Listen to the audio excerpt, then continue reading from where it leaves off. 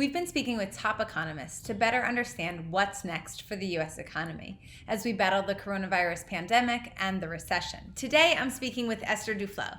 She won the Nobel Prize in Economics in 2019 and has spent her life working to alleviate poverty.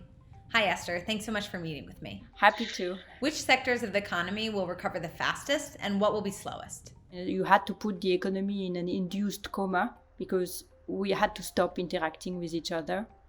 But then there can be a rebound effect or a multiplier effect coming from the fact that the people who couldn't earn money because of the first crisis are not spending money, and that puts people who could conceivably still produce out of work. So I think the answer to your question will depend on whether or not Congress managed to get their act together and continue to support the economy. Otherwise, it could potentially be everyone, even you. Very unlikely me, because I have a tenured job, but potentially everyone. And as always, it's always the poorer people who suffer the most. Should the U.S. be doing more in terms of stimulus? Oh, no, it's a tragedy. It's a complete tragedy what is happening now. The failure to mitigate the economic sides of it, which the president is not to be blamed, but the Congress is to be blamed for the largest part, is just as dramatic, in my opinion. I think due to complete blind ideology, but truly magical thinking that's not based on any facts, Congress, and in particular the Republican side of the Congress, has decided that the 600 payment were not worth doing anymore. This is related to a fear that has existed with policymakers and to a large extent with the public as well, that if we are too generous to people, they are going to become lazy. And what is really depressing is that there is no evidence in the entire history of social support that justifies this claim.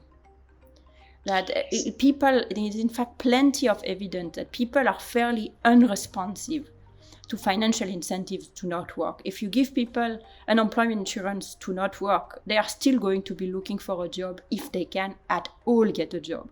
And this is something that has been true, I think, as long as there has been a social protection system, and something that has been flatly denied as long as there's a social protection system, which has really completely poisoned our relationship with social insurance and is poisoning our reaction in the US to the stimulus. What would you say to people who think we can't afford that the national debt is exploding? The government, the state, is not the same thing as a family. They don't need to balance the budget in the way that a family needs to balance the budget. They can have a debt and they can just hold this debt forever. Debt is not something that the general public should be worried about for the time being at all. Interest rates are zero. They could be. They are trying to be negative. They have as low as it's ever been. In a sense, we will never have to repay that debt. The American economic credit is good. It's going to continue to be good, even if there is a huge crisis in the world.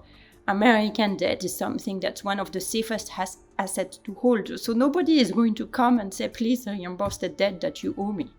What's your boldest idea for stimulating the economy? UBI, tax cuts? It sounds like you're suggesting not worrying about the national debt at all. Spending money and increasing the national debt as much as is necessary to tide people over is not even a bold idea. This is just common sense, or should be common sense, and would be common sense if people were not completely blind to basic economic reasoning because of ideological obsessions. So to me, this is just like basic things. And what do you do with the money? Of course, you don't cut taxes. This is not, because cutting taxes would mean again helping the richer people who have a job, who are the people who don't need it. So anybody who is in a position to work and therefore earn money should contribute to this effort. So I don't think taxes should go down at all. But what needs to go down is transfer towards the poor. I don't think it needs to be a universal basic income at at the time, because it has no reason to be universal. You know exactly who has lost their job. I think it was a mistake to tie it to unemployment, to let people go to unemployment and lose their job for them to access the benefits.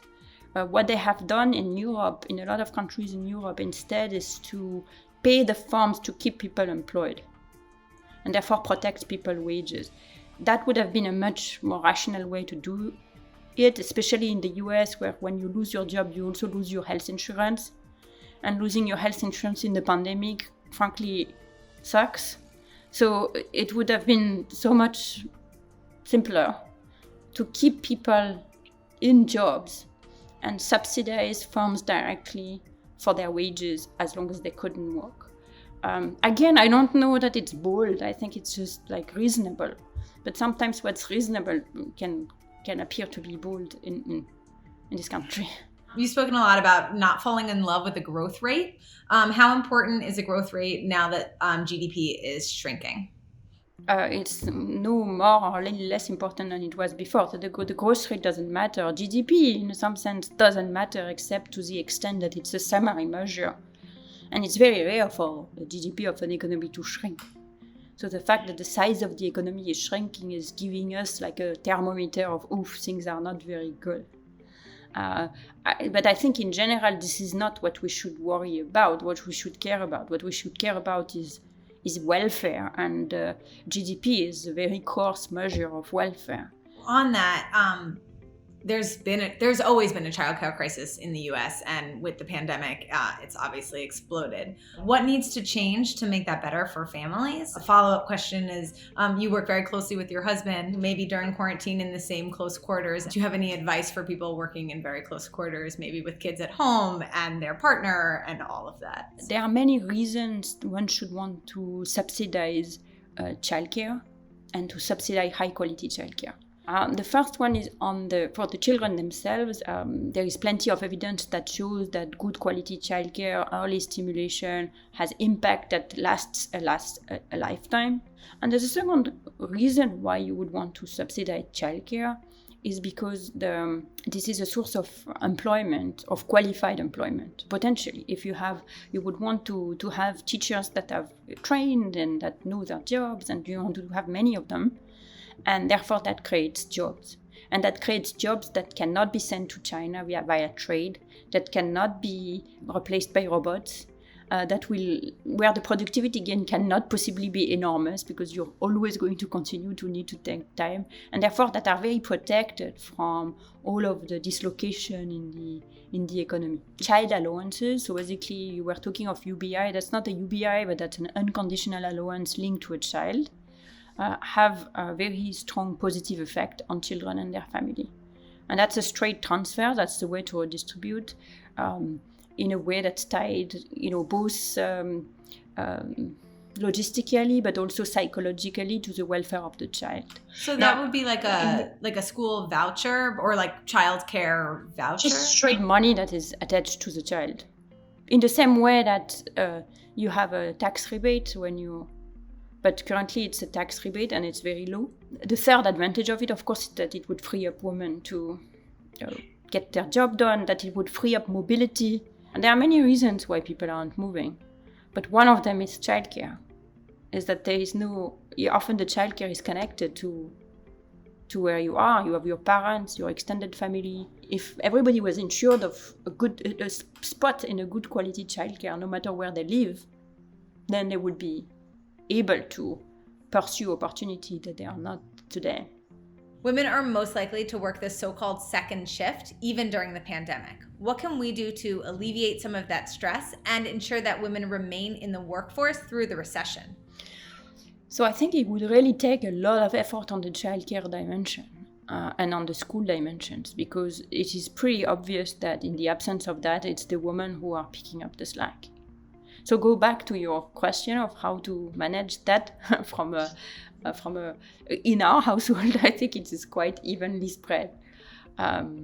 We found ourselves suddenly with two lovely children, 6 and 8 at home, and the two of us as well. And I think what helps us is to be really even in the way that we share responsibilities of childcare, such that nobody at least adds anger or anxiety on top of the fact that, okay, the organization of the day has changed radically. How would you solve growing economic inequality in the US? It's going to be impossible to deal in a fundamental way with racist attitude in our society if we don't deal with people's general anxieties, economic anxieties. And the second thing is to create as many opportunities for interaction between socioeconomic groups, between races as possible. So there, the pandemic could be such a disaster from this point of view, because we all retreated to our homes. But now, as people are kind of slowly, gingerly getting out of their homes, but they are, joining pods, which are made of people who are very, very similar to them, who are behaving in very, very similar ways. And one thing that would be really dramatic is if it persisted, even after the pandemic itself is under control. Now that people can remote into work, into life, are cities dead? There is a reason why city exists. It's changes interaction, make people more productive, and people meet at coffee shop and they have ideas, and it gives life much more spice, and it also good for productivity. It was Paul Romer's, after all, great idea that won him the Nobel Prize in economics a few years ago, that people, interact with each other, and from this interaction, ideas get born. And I think there is plenty of evidence to suggest that it is in fact the case. And we are not getting that from, your social hangouts on Zoom, I don't think. Is globalization over? I think what we are learning, if we take the lesson from the coronavirus supply chain disruption seriously, what we are learning is not so much that we need less globalization, but that we need a more spread out globalization. So that you're not dependent on one country, or even more one country. In China, the industrialization pattern is extremely clustered. So in one city, they are doing t-shirt. In one city, they are doing this particular kind of ball bearing. So if for a reason or another, this city is shut down from trade, then this is over for the specific ball bearing. So that's not very resilient. So to have more resilient supply chain, you would need to have a more spread out production. So not so much deglobalized, but globalized in a more even way. And that, I think, is potentially an opening for other countries that were, in some sense, before completely shut down from international trade by the complete dominance of China. And now it's there is a reason, actually, to take a risk on a new country, which is that, what if something else happens in China, either pandemic or politics? That might be a silver lining for developing countries that are poorer than China and have not been able to enjoy the gains from globalization, just the cost of destruction of their own economy without a chance of entering the market, to actually get a chance and enter a market.